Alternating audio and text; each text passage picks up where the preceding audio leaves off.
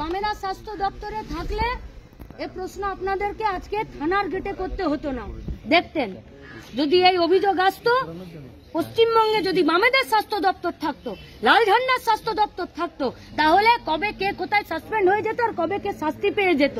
যেহেতু এটা তৃণমূল কংগ্রেসের স্বাস্থ্য দপ্তর চলছে, যেহেতু এটা বিজেপির ছাতার তলায় তৃণমূলের স্বাস্থ্য দপ্তর চলছে, তাই আজকে এই আন্দোলন রাস্তায় নামতে হয়েছে। আর দীর্ঘদিন অভিযোগ থাকা সত্ত্বেও কোনো পাতা উল্টে দেখেনি। নইলে ওই সন্দীপ ঘোষটা জামিন পেয়ে যায়, নইলে ওই সন্দীপ ঘোষটার প্রাইজ পোস্টিং হয়, নইলে ওই সন্দীপ ঘোষটা যে মর্গে ডেড বডি বেচে দেয় আর তার সঙ্গে সহবাস করিয়ে পর্ন ভিডিও বাজারে বিক্রি করে, তাকে মাথায় নিয়ে নাচে রাজ্যের স্বাস্থ্যমন্ত্রী? নাচে না।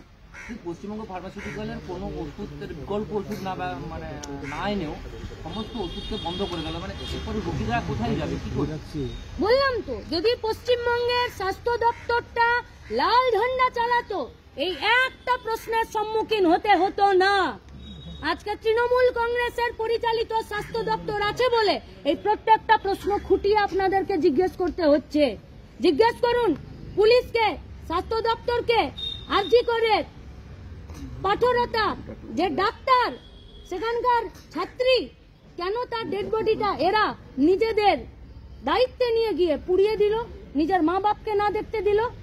তাহলে শুধু ওষুধ কোম্পানি নয়, এখানেও একই জিনিস। শুধু স্বাস্থ্য দপ্তর নয়, স্বাস্থ্য দপ্তরকে এরা বড় ছাতা নিয়ে তার দুর্নীতিকে এরা ঢেকে রাখছে রাজ্যের পুলিশ প্রশাসন। আমাদের খুব ভয়, যাদের কাছে আমরা নিরাপত্তার জন্য আসি নিজেদের, আর যাদের কাছে আমরা আমাদের রোগের জন্য জীবনের নিরাপত্তায় আসি ডাক্তার, এরা দুটোই আজকে দুর্নীতিতে একদম নিমজ্জিত হয়ে গেছে। রাজ্যের মানুষের ভবিষ্যৎ খুব খুব খুব সংকটে আছে।